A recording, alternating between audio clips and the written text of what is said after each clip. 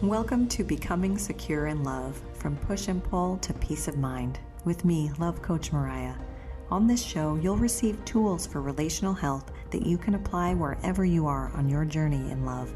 You'll learn how to anchor your security within you so you can co-create balanced, interdependent relationships that fill your cup.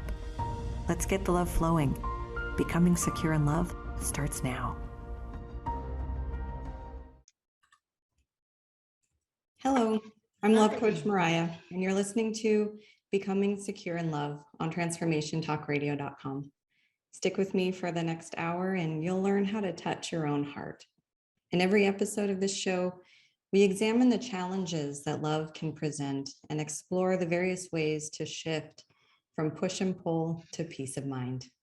The topic of this episode is radical acceptance, the truest act of love.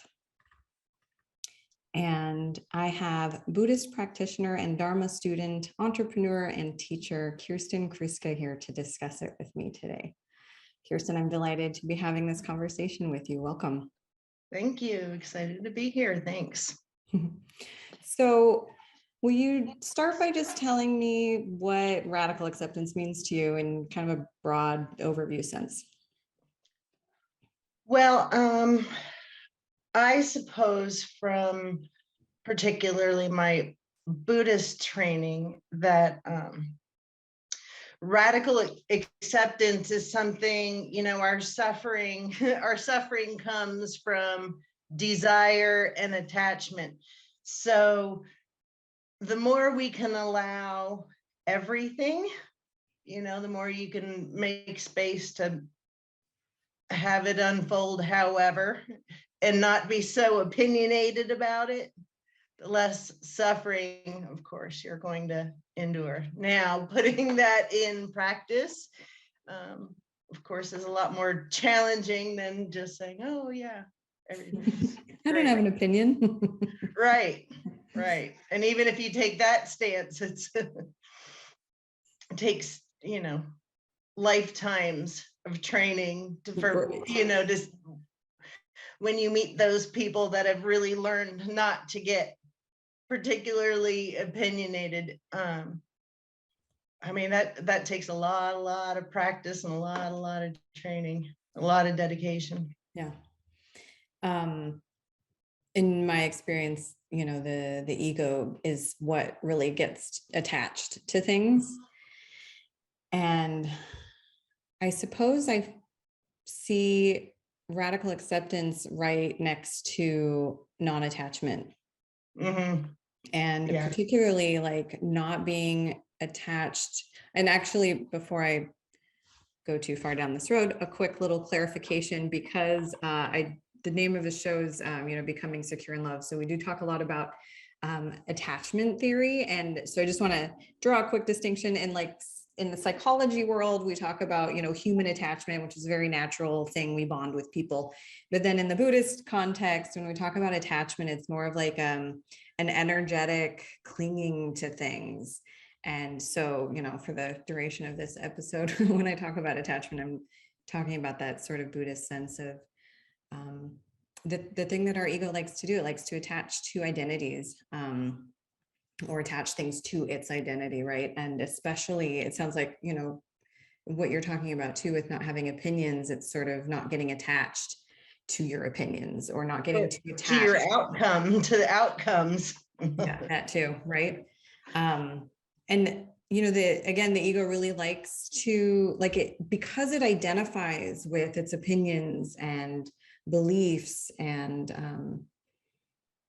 ultimately like this notion that we're good, that we need to be a good person. And so then we'll defend our beliefs because we need to be right and we need to be good. And what's underneath that is, a primal drive as social creatures to ensure our good standing in the tribe, so we don't get ousted and left to die alone in the cold. So when you say it takes a long time to kind of overcome these, this is why, like, it's a real primal urge for us to get attached to these things and get defensive about things. Yeah, well, if you understand that the nature of all your sensory input is actually neutral, right? It Yep. comes in completely neutral just because of your past karma, prior conditionings. Then your brain says good, bad, neutral. Mm-hmm. And when you start pushing away the bad and trying to only hang on to the good, of course that's going to change. Like the good can't stay good. That's just not how things work. So the more you hold on to any kind of outcome, Mm-hmm. the more challenges you end up having to overcome, rather than if you were just to accept how just it is in the first place, deal with how that is, whatever emotional, mental elements come up. We tend to make great big huge storylines and then get really you know go down a really bumpy road, all because we've created some sort of Meaning. ideal, something in our head that we've decided, oh, it needs to be this way. And if Right. it's not this way, we have a problem.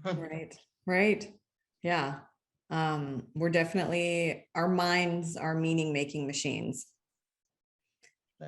It's very, yeah, and the ego loves story, and story and meaning goes really well together, and we can definitely get taken for those rides for sure. Another thing I think of in terms of radical acceptance is non-judgment, which what you were saying, like, our mind likes to label things as good or bad, but in reality, they're just neutral. And it's us that imbues things with our interpretations and our judgments and putting them in the good and bad box. I think, what I like to do, what I've shifted my path of coming into non-judgment has been just kind of letting go of the good and bad. Cause I think it seemed a bit too much to ask my brain to stop labeling things. Like, it's pretty like natural impulse. So I've shifted it into just identifying things as either aligned or not aligned. And that for me feels much more neutral. Like aligned or misaligned isn't necessarily good or bad. It just is.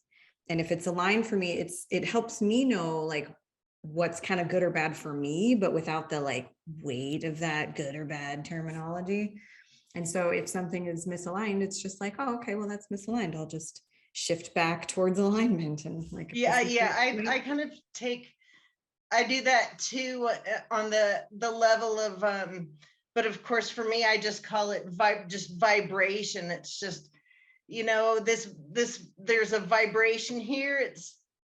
It's not working out. Somehow we need to go work in vibrations that are conducive. Yeah. I think, a happy, peaceful life. totally. The frequency resonance is big. Like, it's a big felt experience. You got to have a nice embodiment practice to be able, so many people these days are pretty disembodied. We're always in the mind and so wrapped up in all the ego stories. And it's like, you're watching, this movie that is life. And it's like when you're watching a movie and you get really wrapped up in it, and like you forget that you're on a couch in a living room in a house in the city that you're in, like you're in that story at Hogwarts or whatever, like you're there. And we do that with life. Like we get wrapped up in these stories, and when we can like zoom out and be like, hey, I love that saying. It's like you're a meat coated skeleton hurling on a rock through space, like it's just perspective. But so the vibrational frequencies, I definitely like to feel for resonance, but as I'm still practicing embodiment, and I'm not always necessarily able to feel the vibrations of different things, and especially when it's a little bit more abstract, like, I don't know, I can't think of an example right now, but sometimes if I can't check in for the resonance, then I just check in on my like values and goals. Like, is this aligned with my values and goals? That's what I was going to say. So for me, I have, and in my practice, so I sit with several different monks pretty much every day. And one of the things you do kind of when you learn in some of these lineages is you hear the same things over and over. So it kind of just becomes default in your thinking. And one of the things that we always go over is anger, hatred, jealousy, greed. Those are all defilements in your mind. That's not an external problem. So what you have to do, or what I've learned to do, is there's this Tibetan concept called Shenpa, and it's like a hook that it's that thing that grabs you. And so for me, like, I know I watch for being hooked into those mind states. So let's say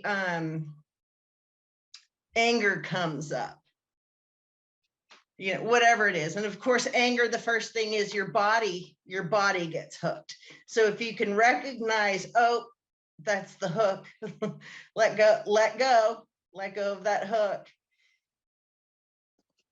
just as a practice. And you can take a step back, watch that arise, and then say, okay, so now what in my thinking has triggered this anger? Not you make me angry.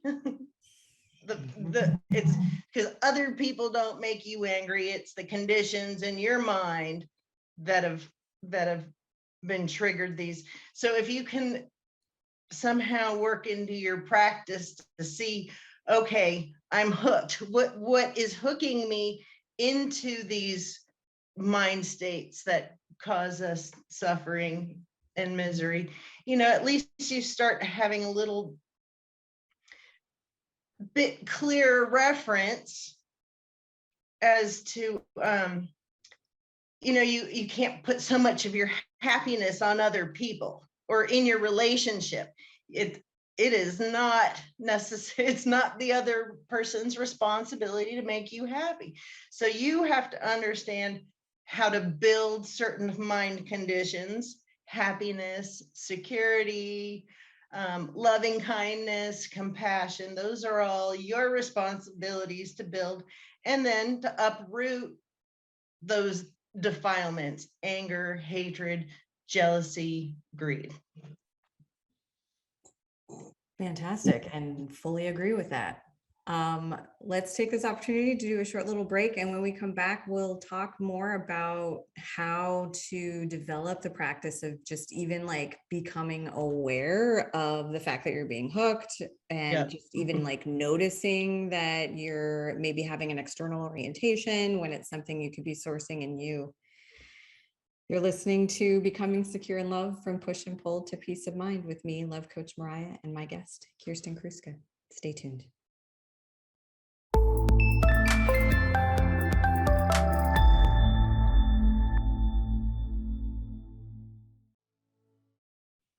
Welcome back to Becoming Secure in Love, from Push and Pull to Peace of Mind, with me, Love Coach Mariya, and my dog. You can find me at lovecoachmariya.com. And my guest today is Kirsten Kruska. She's a Buddhist practitioner and Dharma student, entrepreneur, and teacher. And if folks want to learn more about the practices we're discussing today or partake in them, where can they go, Kirsten? I encourage everyone to go visit their local Dharma center. Literally just Google Buddhist temple near me. Of course, the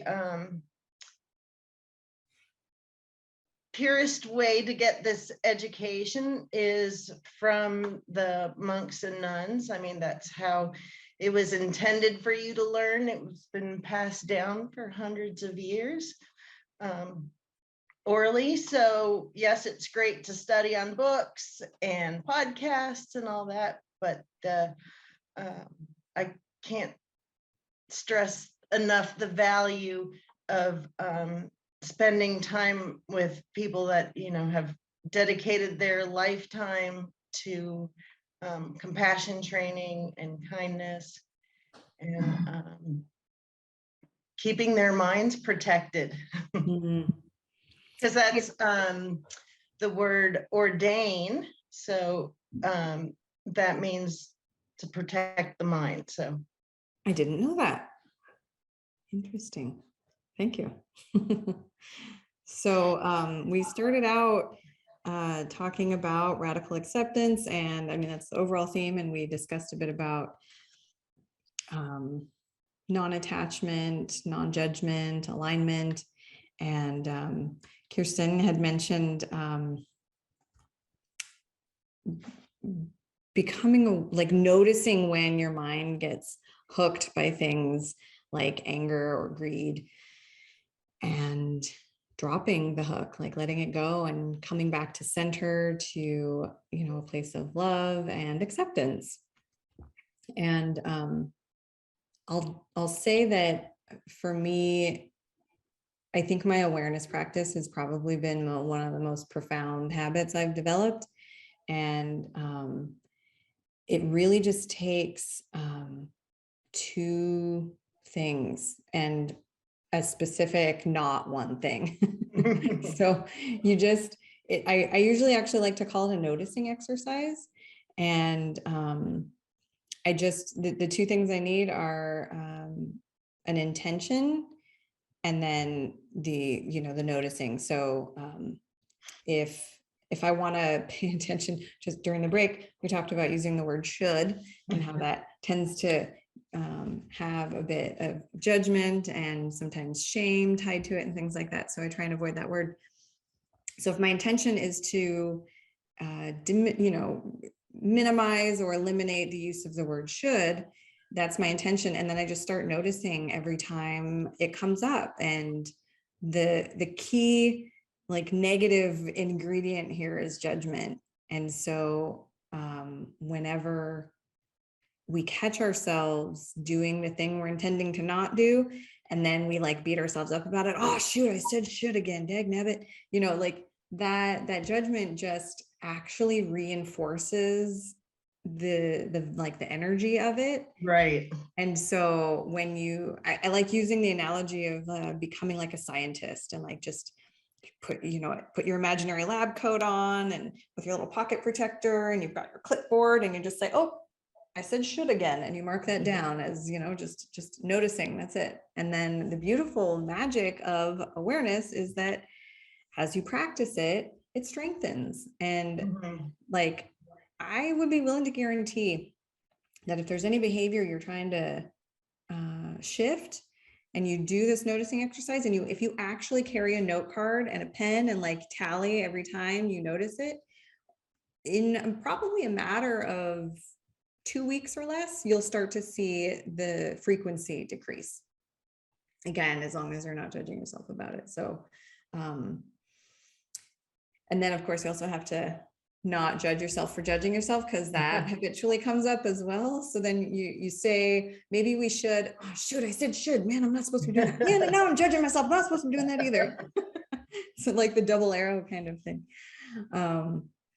But yeah, Self-compassion. So I think one of the things, so us Buddhists are known for long just breath meditations in, out, which of course I think a lot of people get into and decide that it's painfully boring.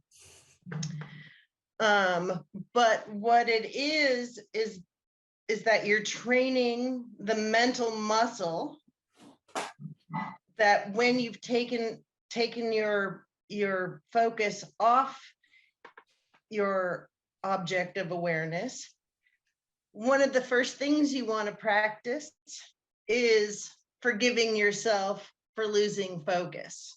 So that can be one of the very first baby steps of learning very basic breath meditation. Is I like the analogy, or to say, to shepherd your attention back to your breath rather than focus or hold it there. That of course your attention is going to go astray. But you lovingly forgive and forgive that and bring your attention back. And so even just in that boring breath meditation, you've started building some self-compassion,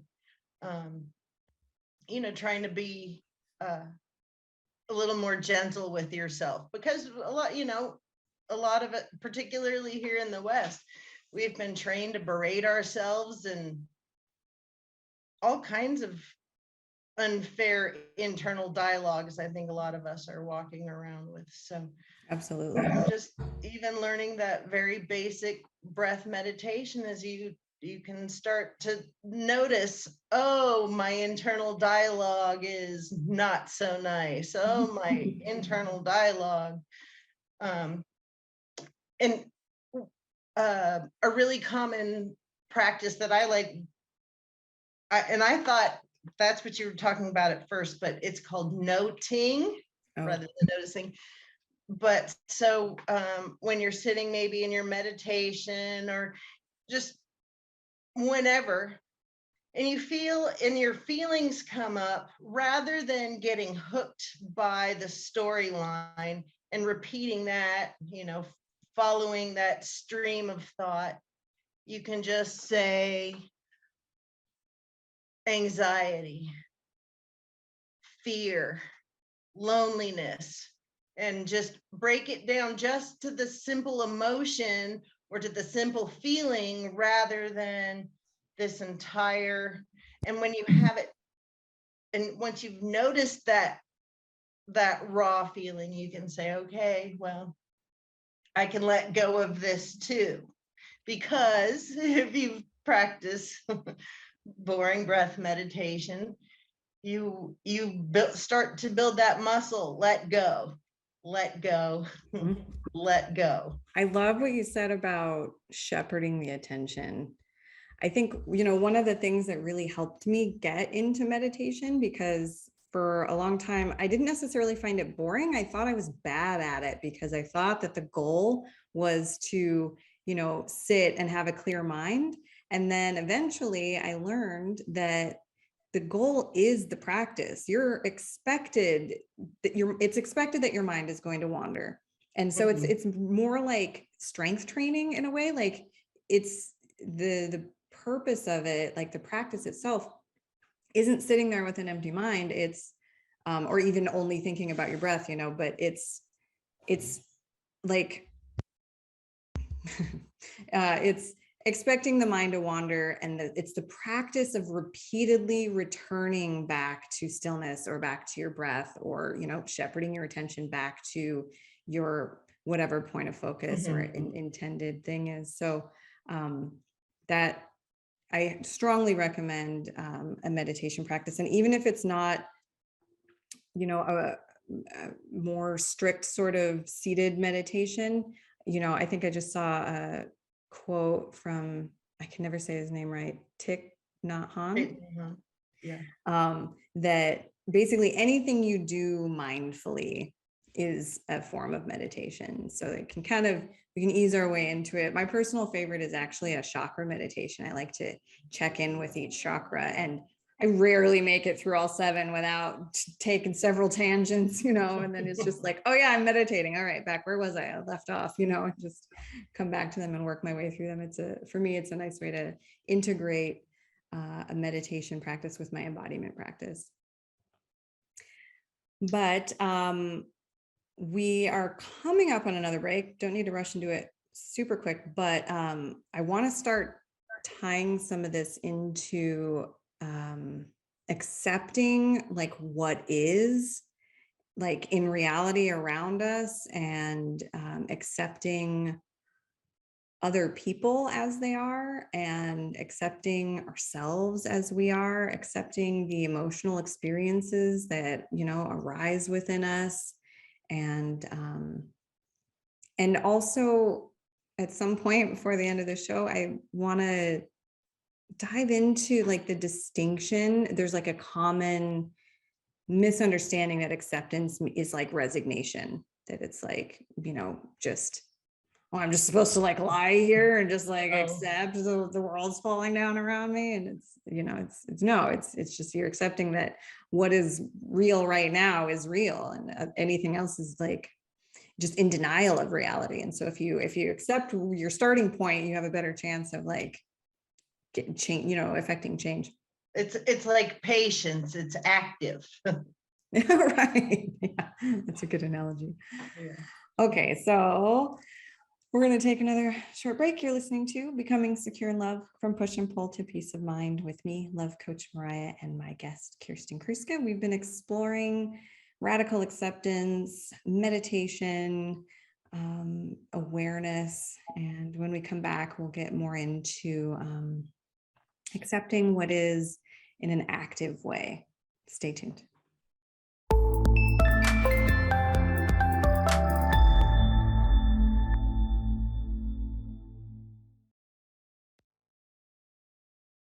Welcome back to Becoming Secure in Love, from Push and Pull to Peace of Mind, with me, Love Coach Mariya.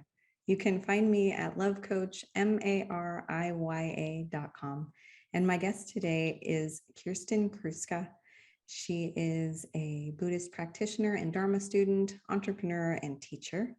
And we've been exploring things under the umbrella of radical acceptance. And Kirsten, if folks want to get involved or learn more about the practices that we're talking about, previously we had mentioned that they can just Google local, you know, what Buddhist temple near me and find something to go for in person. But where should they go if they want to look for online resources? Well, one of the temples where I practice, we offer Friday at 7 p.m. on Zoom. We have a Dharma study, and that is in English, and that is studying Mahayana Pure Land tradition. And you can look for the details at www.buddhablessed.com. Buddha bless as in one bless, or blessed as in like past? BLESSED, Buddha Blessed. Great, thanks. So tying this back to, I mean, a lot of what we've been exploring already has to do with the foundations of an internally rooted security. But taking that into a little bit more of a like day-to-day practical application with our lives and our relationships with others and our relationship with ourselves. I find that, you know, a lot of people think that acceptance means like resignation. Like, for example, if we're talking about, maybe if I'm trying to accept my weight or my body, right? There's all this body positivity out there. So it sounds like a good place to, like, a fairly simple explanation or example. If I'm not happy with my weight, and I've been trying to do things, you know, to affect change, and it's not working, and I'm getting frustrated, I feel like a Buddhist might say, you just need to, you know, accept your current reality. And I might be like, what, you mean I just have to accept that I'm just going to be like this forever? Because, right, the brain loves to do what I call forevering. And what would you say? I want to share this great story. So there's this great, lovely nun that I spent pretty much every day with this summer, Vietnamese nun. She has her PhD in Buddhism. Very, very wise woman. And I was driving her to go visit another temple. And my hair had been blown around and it was kind of messed up. And I knew they were in the middle of a program at this other temple. So I'm reaching behind the seat of the car. She's like, what are you doing? And I said, oh, I need the hairbrush. And she, of course, is, she giggles at me. And I said, well, I could just shave my head and then I wouldn't have that problem anymore. And she said, oh no, you still have your mind. It was right. It wasn't, my hair wasn't actually the problem. It was the way I felt about my hair that was the problem. Mm-hmm. Yeah, that resonates, and it sounds a little advanced. So to bring it down for potential beginners, something that I have, encountered, I suppose, in my semi-casual studies, is just the notion that acceptance starts with, well, energetically speaking, it's like an openness to what is present. And the purpose of opening to what's present is not about like, keeling over and just like giving into it, but it's about being able to really more effectively address whatever needs to be addressed, because you're not living in a state of denial. Like if your resistance is so great to what is present, you're operating sort of in like denial of the facticity of what is, because you can't accept it, right? And I find another manipulation. Yeah, right. I find another helpful analogy is when you're in quicksand, obviously super hypothetical. If you're in quicksand and you're like, oh no, I'm in quicksand, I can't die here, and you like freak out, you're actually going to sink quicker. But if you stop and you're like, okay, I'm in quicksand, that's the reality of this moment, I'm surrounded by quicksand. And now you've stopped and you've probably slowed, if not stalled, maybe the sinking. And from here, from this calm state of acceptance, you can start to look around and be like, oh, look, there's like a stick here that I might be able to reach that vine over there, and perhaps I can gently pull myself out. So it doesn't mean that you're, consigning to the current situation, but, bringing it back to, maybe body perspective or hair, if it's like, if you start with the reality that like, I'm in a moving car, it's very windy, chances are even if I brush it, it's just going to get messed up again. Maybe I can do this once we're stopped. Or, with my body, I can say I'm not happy with my body, but this is my body right now. And this body loves me and is serving me. And I'm very grateful for it. And it has a lot of other good things that it's doing for me. It's relatively healthy. And and from there, you can actually start to shift your relationship to it as well, from this, opposing force to more of a collaborative, synergistic thing. And it's like, instead of just, looking differently, I might approach it as like, gee, I really do love this body. Like, what can I do to like make it stronger and healthier? And then you kind of still end up with, the result. But yeah, ideally you're just completely unattached to what anybody thinks about you, and none of that matters. It's definitely a baby step process. Well, I think you can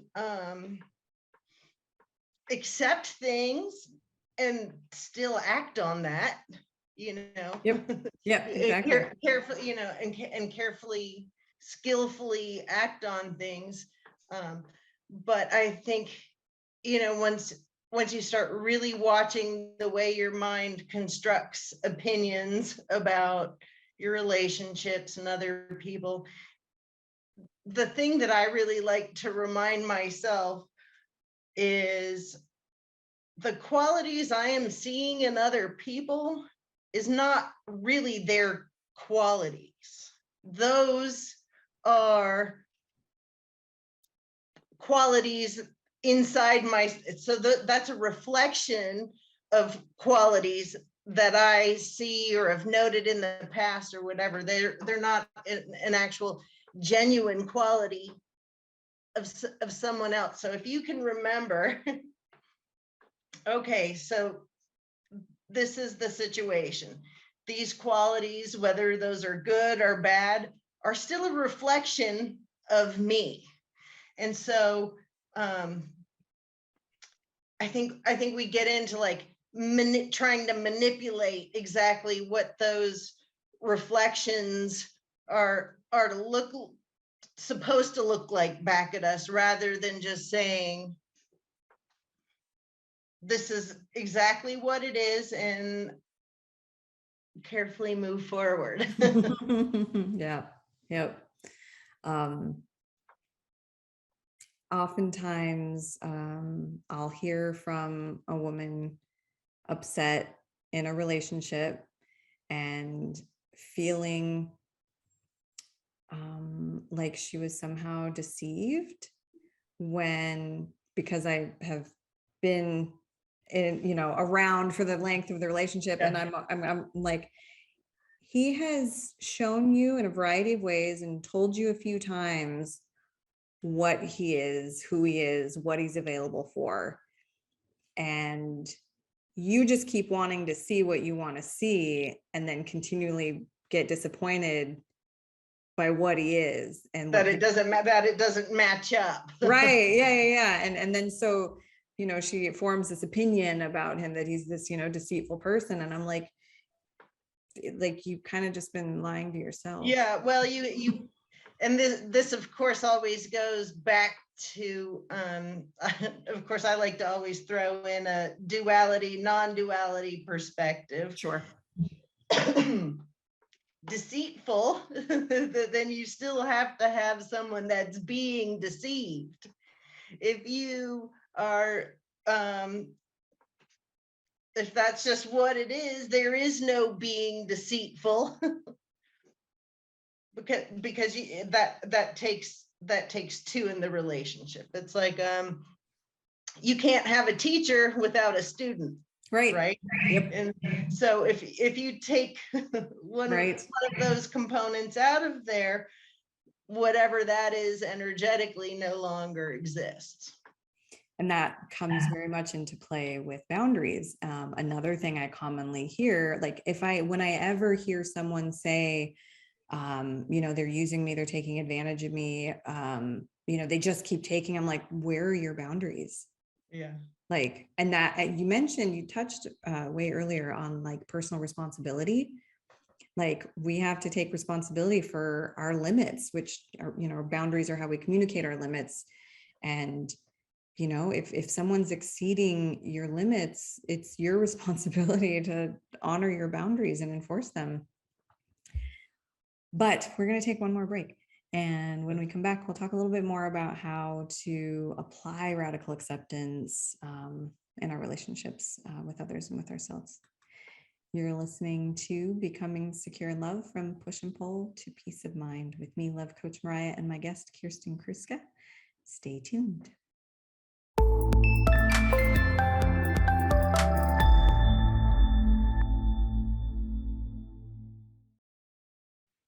Welcome back to Becoming Secure in Love, from Push and Pull to Peace of Mind, with me, Love Coach Mariya. You can find me online at lovecoachmariya.com. And my guest today is Kirsten Kruska.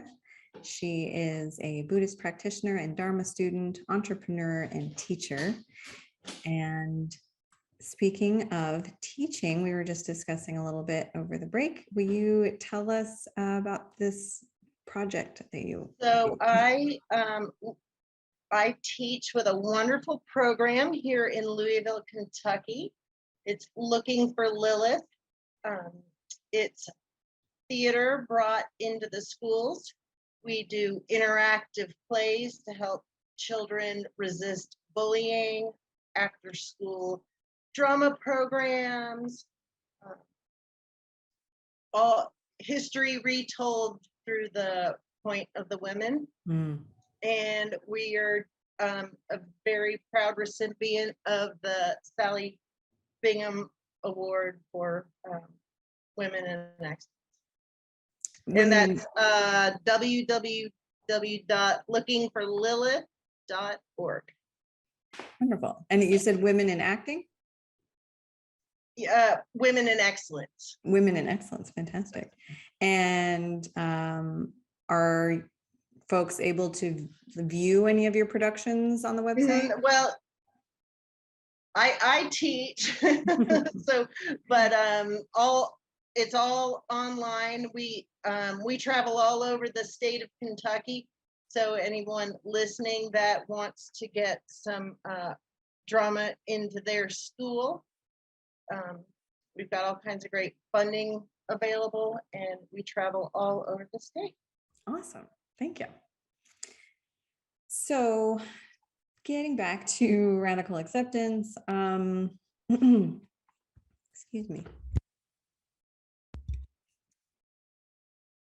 Accepting what is, as you mentioned, is sort of it's active. Like it takes a shifting from resistance to an openness, and you sort of, it's almost like energetically, it's like, you know, the pupil dilates, like the muscle's still doing something, right? So you still have to kind of shift into an expansive state, but it's still an active state.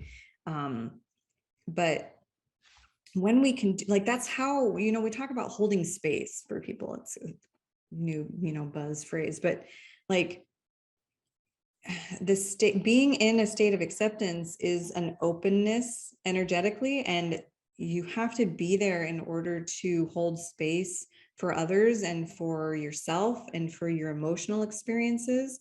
And when we stop, you know, like resisting them or fighting them or arguing with them, and we just accept them, particularly, you know, the emotional experiences, they're sort of like entities of their own, and they want to be seen and acknowledged, and they want to be allowed to exist for a moment. But, you know, they're like waves. They just, they rise and they crest and they fall away, and they'll come again another day. But you know, the more we just kind of like open up a little bit for them, the more quickly they pass. I mean, quite literally, if you drop the stories, you probably already know this, but like, you know, if you drop the stories and just drop into your body and like be with the feeling part of an emotion is two parts. It's the mental story and the physical feelings.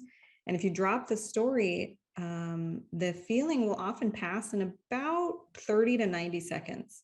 And if you touch base and you're like, man, what I really need to do right now is like cry, you'll sob. If you just let yourself sob, you know, it'll happen, and then it'll pass, and then you'll feel better. And like, it can be so easy, but it's so hard to like disentangle our true selves, our consciousness from, you know, the ego and its attachment to everything. Well, I've spent over the past year and a half, I've been able to spend a whole lot of time in meditation practice, and you know, and it grows your depth of experience. Absolutely. Just so things happen in your mind at a much different rate than they did before. And so you can a lot of times just sit there and you learn to see how your mind starts spitting thoughts at you. This is something when I sat really long hours in meditation retreat, I was really surprised how like cyclical just the way, the types of thoughts my mind would just start, and it would kind of happen sort of on a clock. But one of the things, it slows time down in a way, so you can start to note when like I said, you note the hook. And then for me, I can say like tightness in my chest, tightness, blood pressure, or you know, blood pumping in my cheeks. Try to just stick with the noting practice, not like, oh my gosh, I'm so furious, I want to rip your head off. Right. Yeah. Just like, it's like tension in my hands, tightness in the chest, shortness of breath, hot face, to try to not get so swept into these stories that your mind just creates. It churns them out like it's its job, right? It's like a little factory. It's yeah, your mind makes thoughts like your tongue makes spit. It's a great analogy. It's very true. It's just which thoughts do you give your attention to? Right. Yep. And so when you go to take a practice of radical acceptance, it's looking at the situation. And I know sometimes I think of like just having to accept some sort of like empty, especially if I get an answer that I didn't want, or somebody can't fulfill something that I would like, and just kind of taking that moment and going, okay, I'm feeling a little empty in my chest, but that's how, no means no, and I'm going to sit with the feeling of emptiness or loneliness or and with this type disappointment. With this practice too, we start to get more familiar with impermanence, and like we start to like really notice and like strengthen our awareness of the fact that things don't last forever, for better or worse. I love the notion that impermanence is a gift that makes the good things precious and the bad or difficult things tolerable. And so, when someone says no, or when someone is being deceitful, or is, pushing your boundaries, or not fulfilling your needs, or disappointing you, or whatever, like when we can just touch base with how we're experiencing that in our bodies and be with it for a moment, and know that it gets easier the more you start to face it. Yep. The easier it gets. Those first few times when you take on that, I also kind of equate this with I was made a very conscious effort to practice radical. Yeah. I'm sorry to cut you off. We're almost at the end. Oh, okay. And need to wrap things up a little bit, but we could talk for hours, clearly. And just gonna throw in a little like nugget for the listeners to consider how these types of practices can help you have more compassion for others by just accepting who they are as they show you themselves to be, and accepting ourselves and all of our flaws, and just allowing things to be what they are so that they can bloom into what they're becoming, because everything is in a state of becoming. We are human beings, right? We're being, and we're verbs. So it's been a delight, Kirsten, right, and thank you very much. Okay.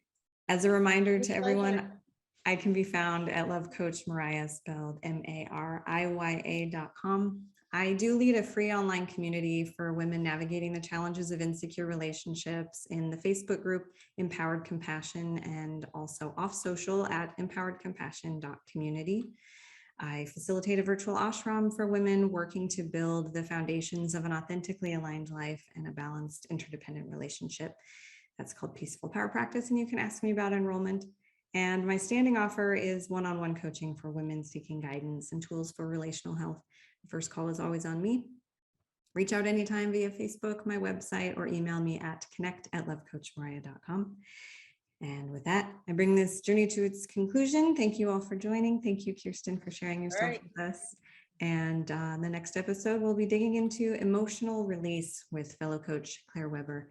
I look forward to exploring all of that with you. I'm Love Coach Mariya, and you are loved. Thank you for listening to Becoming Secure in Love, from push and pull to peace of mind, with me, Love Coach Mariya. Tune in every second and fourth Wednesday at 6 p.m. Pacific on transformationtalkradio.com for an ample set of practical tools that will help you develop internally rooted security, the foundation of a balanced, interdependent relationship.